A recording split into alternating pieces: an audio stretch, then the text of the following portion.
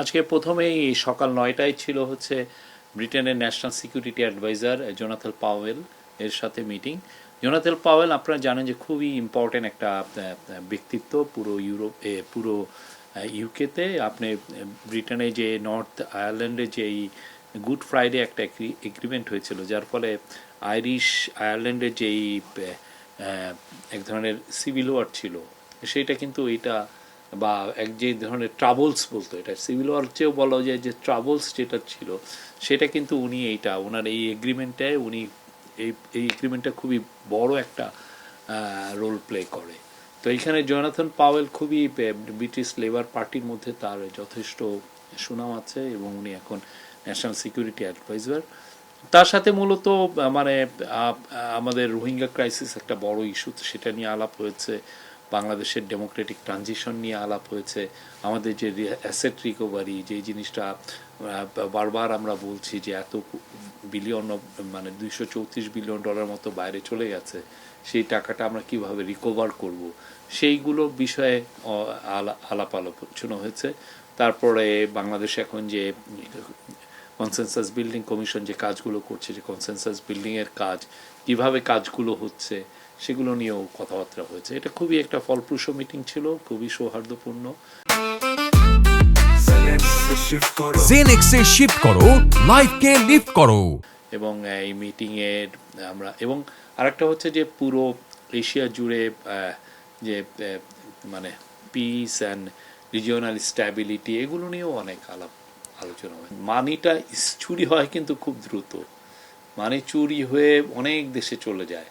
তো এই টাকাটা আনাটা খুবই কষ্টসাধ্য। আপনারা যদি অন্যান্য দেশের এক্সপেরিয়েন্সগুলো দেখেন, ফিলিপিন্সের এক্সপেরিয়েন্স দেখেন, আফ্রিকার দেশগুলোর এক্সপেরিয়েন্স দেখেন, এটা খুবই কষ্টসাধ্য এবং অনেক সময় নেয়। তো সেই জন্যই তো আমরা চাচ্ছি যে খুব তাড়াতাড়ি একটা জায়গায় যেতে। সেই জন্যই দেখেন এই চিফ অ্যাডভাইজারের যে আজকে যে উনি যে আসার সময় উনি কিন্তু অ্যান্টি করাপশন কমিশনের যে চেয়ারম্যান ওনার সঙ্গী হয়েছেন। তারপরে বাংলাদেশ ব্যাংকের গভর্নর ওনার সাথে সফর সঙ্গী হয়েছেন। ওনারা এসে ওনাদের মতো করে অনেকগুলো মিটিং করছেন। আজকে যেমন চিফ অ্যাডভাইজার এই অ্যান্টি করাপশন কমিশনের চেয়ারম্যান এবং বাংলাদেশ ব্যাংকের গভর্নর ওনারা জয়েন্টলি এখানে মিটিং করেছেন ন্যাশনাল ক্রাইম এজেন্সির সাথে। ন্যাশনাল ক্রাইম এজেন্সি এগুলোর ক্ষেত্রে খুব ভালো, ওদের এক্সপার্টিস আছে কিভাবে এই যে টাকাটা যে এসে পড়লো, এই টাকাটা কিভাবে ট্রেল ধরা যায়, আইডেন্টিফাই করা যায়, কোথায় যে ঠেকলো কিভাবে, বা এটার যদি কোনো অ্যাসেট এখানে থাকে সেটাকে কিভাবে ওর অ্যাটাচ করে দেওয়া যায়, মানে জব্দ করা যায়। সেই জন্য অলরেডি কিন্তু ওরা 2টা মুভ নিয়েছে, ব্রিটিশ পত্রিকায় এসছে। তো তাদের সাথে একটা খুব ভালো রকমের ডিসকাশন হয়েছে। এবং সাথে যেটা হয়েছে যে ওদের অন্যান্য দেশগুলো কিভাবে টাকাগুলো ফেরত পেয়েছে, যতটুকুই তারা পাক না কেন, সেই বিষয়ে ওদের এক্সপিরিয়েন্সটা নিয়েও আজকে অনেকগুলো মিটিং, ওনারা দুজনেই আজকে অনেকগুলো মিটিং করেছেন। তো রোহিঙ্গা ক্রাইসিসের আজকে যে ইয়েতে একটা বড় ইস্যু ছিল রোহিঙ্গা ক্রাইসিস আপনি দেখেছেন যে আমরা চিফ অ্যাডভাইজার দায়িত্ব গ্রহণের পরের থেকেই অনেক বেশি ফোকাসটা হচ্ছে রোহিঙ্গা ক্রাইসিস যে করেই হোক এই ক্রাইসিসটা কিভাবে রিজলভ করে রোহিঙ্গাদের তাদের মাতৃভূমিতে ফেরত পাঠানো যায় এবং এটা ডিগনিটির সাথে ভলান্টারিলি এই কাজটা করতে হবে। তো সেই কাজটা করার জন্য আজকে এই আলাপগুলো হয়েছে। আমরা আমাদের চিফ অ্যাডভাইজারের অনুরোধে ইউনাইটেড নেশন, জাতিসংঘ এই সেপ্টেম্বরের 30 তারিখে একটা বড় কনফারেন্স করছে রোহিঙ্গা বিষয়ক। ওইখানে পৃথিবীর 170টার মতো দেশ অ্যাটেন্ড করবে। তার মধ্যে আমরা আশা করছি যে এখানে ব্রিটেনও একটা যেন বড় রোল প্লে করে। তো এই বিষয়ে আলোচনা হয়েছে।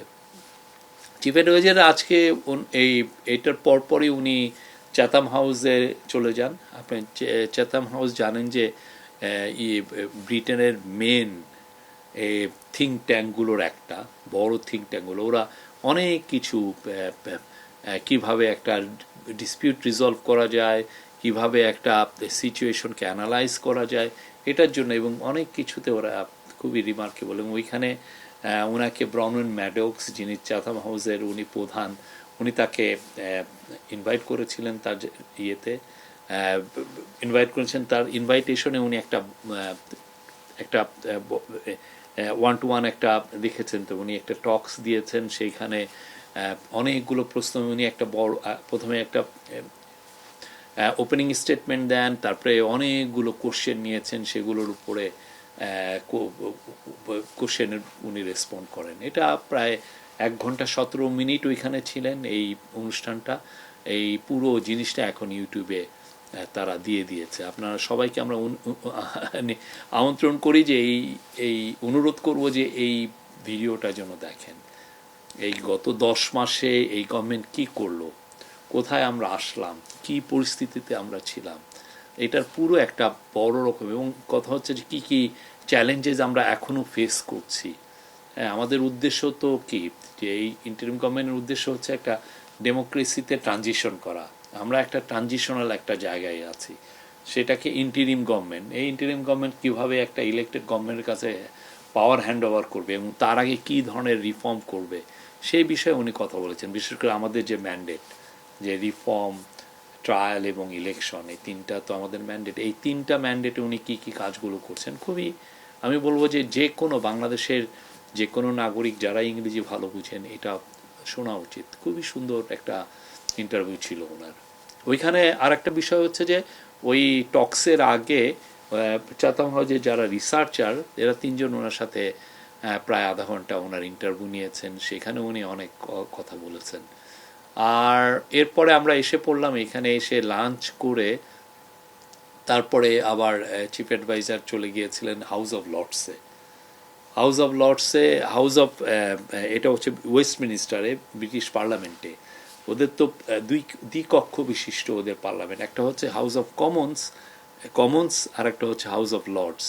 এই লর্ডসটা আমরা যেহেতু বাংলাদেশের পার্টিগুলো চিন্তা করছে যে বাংলাদেশের দ্বিকক্ষ বিশিষ্ট পার্লামেন্ট চালু করতে, অনেকে এটা এগ্রি করেছেন যে না, বাংলাদেশেও একটা, আমরা আগে তো ইউনিক্যামেরাল ছিলাম, মানে এক কক্ষ বিশিষ্ট ছিলাম, তা আমরা কিভাবে এখন দ্বিকক্ষ বিশিষ্ট পার্লামেন্টের কাজগুলো কি কি, সেটা উনি কিন্তু একদম অনেকক্ষণ ধরে হাউস অফ লর্ডস কীভাবে কাজ করে, অপারেট করে, উনি কিন্তু নিবিড়ভাবে দেখলেন।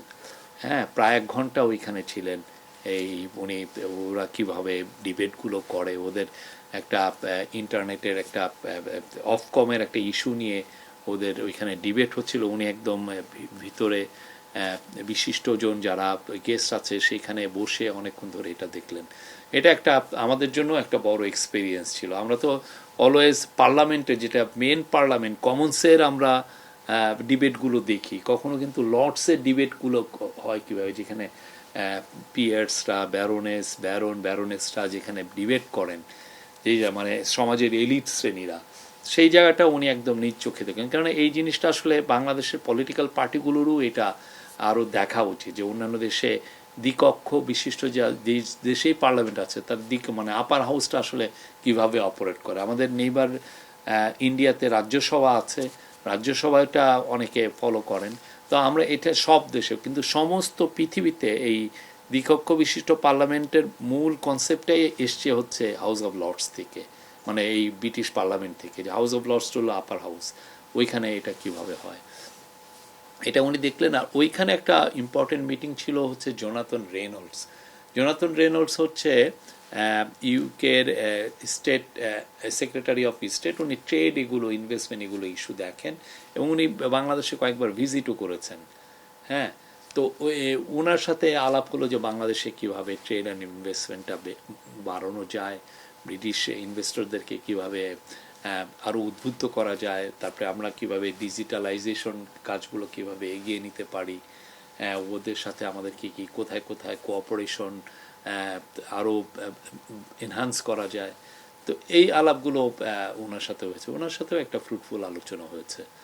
এখন একটু পরে চিফ অ্যাডভাইজার ওইখান থেকে আমরা যখন ফিরে আসলাম, এখন একটু পরে উনি বিশ্রাম নিয়ে চিফ অ্যাডভাইজার চলে যাবেন হচ্ছে কিং চার্লস, ওনাকে একটা ডিনারে, ওই যে কিং চার্লস হারমোনি অ্যাওয়ার্ড, এই উপলক্ষে ওনাকে ডিনারে ইনভাইট করেছেন, উনি ওইখানে ইনভাইটেড গেস্ট।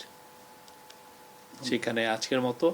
আর কালকে আমরা বলবো যে কালকেও খুব ইম্পর্টেন্ট একটা দিন, কালকে বেশ কিছু মিটিং আছে।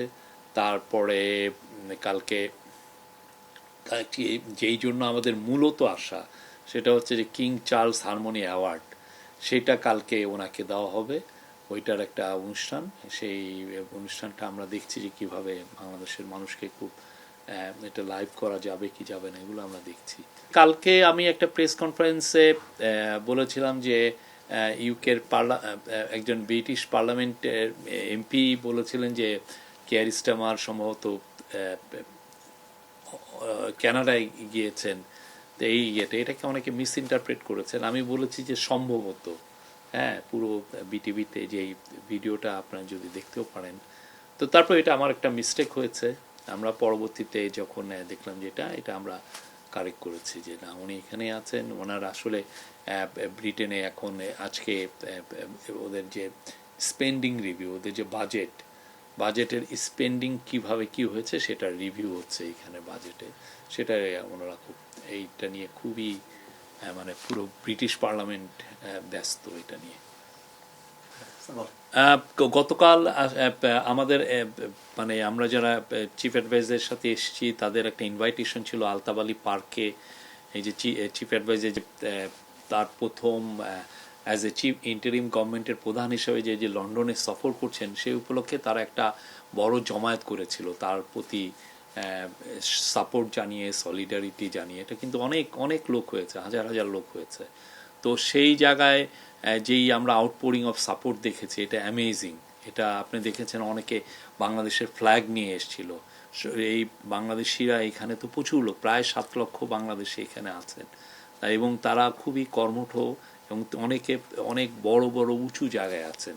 তো তারা তাদের এই সময়টাকে এটা এখন একটা উইকডে চলছে, সেই সময়টাকে স্যাক্রিফাইস করে তারা এসে তার কাজ থেকে ওই অনুষ্ঠানে আসছিল। এটি পূর্বে কোনো সরকার প্রধানের প্রতি এইরকম ভালোবাসা আমরা দেখি নাই যে এভাবে মানে ব্যক্ত করতে, আমরা এইভাবে দেখি নাই। মানে প্রফেসর ইউনূস যে সবার হৃদয়ের মধ্যে আছেন, সবাই যে তাকে নিয়ে প্রাউড ফিল করেন, এটা কালকে আমরা আবারও দেখেছি। এটা একটা খুবই, সবাই প্রত্যেকে এসছেন তার প্রতি তার ভালোবাসা ব্যক্ত করতে, তার প্রতি তার অকুণ্ঠ সাপোর্ট ব্যক্ত করতে।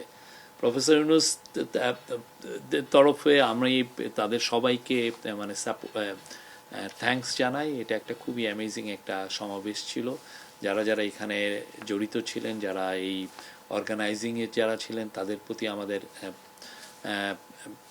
থ্যাঙ্কস, আমরা গ্র্যাটিটিউড প্রকাশ করছি এবং কৃতজ্ঞতা প্রকাশ করছি। এবং যারা এসছেন, অনেকে তো ধরেন এইখানে উইকেন্ড ছাড়া এইখানে সমাবেশ করা খুবই টাফ, তো উইকডের মধ্যে ওনারা এই আয়োজনটা করেছেন। অনেক লোক এসছেন বা অনেকে ন্যাশনাল ফ্ল্যাগ নিয়ে আসছেন বাংলাদেশের প্রতি তাদের সব ভালোবাসা ব্যক্ত করতে। এবং সবচেয়ে বড় কথা, সবাই এই যে ইন্টারিম গভর্নমেন্ট যে রিফর্মের যে কাজগুলো নিয়েছে, রিফর্ম ট্রায়াল, প্রত্যেকটা কাজে তারা তাদের পুরোপুরি সাপোর্ট জানিয়েছেন।